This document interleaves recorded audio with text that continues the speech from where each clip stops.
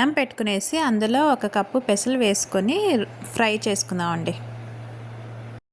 Oil ఏమొద్దు, ఇలా ఊరికే డ్రై రోస్ట్ చేసుకుందామండి.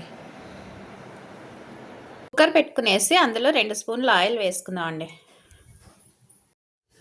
అందులో 1 స్పూను జీలకర్ర వేసుకుందామండి. జీలకర్ర వేగిన తర్వాత సన్నగా కట్ చేసి పెట్టుకున్న ఆనియన్, కరివేపాకు.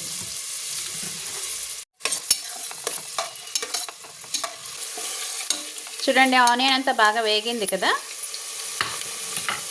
ఇప్పుడు సన్నగా కట్ చేసి పెట్టుకున్న మీడియం సైజు 1 టమాటో వేసుకుందామండి.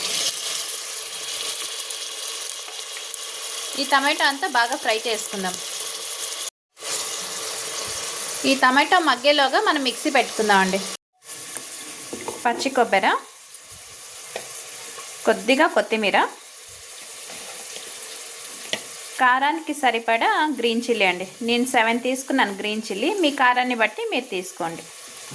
ఇదంతా పేస్ట్ చేసుకుందాం. చూడండి, ఇలా పేస్ట్ అయింది కదా. ఇది ఒక బౌల్లో తీసుకుందాం. చూడండి, టమాటో అంతా బాగా ఫ్రై అయింది కదా. 1 స్పూన్ అల్లం వెల్లుల్లి పేస్ట్ వేసుకుందాం అండి. ఇప్పుడు మిక్సీ పెట్టుకున్న కొబ్బరి, పచ్చిమిర్చి పేస్ట్ వేసుకుందాం అండి. ఒకసారి అంతా బాగా ఫ్రై చేసుకుందాం, పచ్చివాసన పోయేదాకా.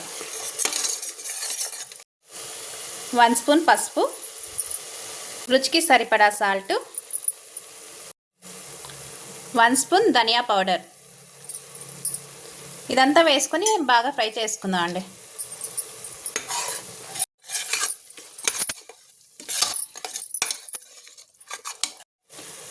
ఇప్పుడు ఈ మసాలా అంతా బాగా ఫ్రై అయింది కదా. ఇప్పుడు వేయించుకున్న పెసలు వేసుకుందాం అండి. ఇలా పెసలు వేసుకునేసి ఒకసారి అంతా మసాలాలో బాగా ఫ్రై చేసుకుందాం అండి పెసలన్నీ.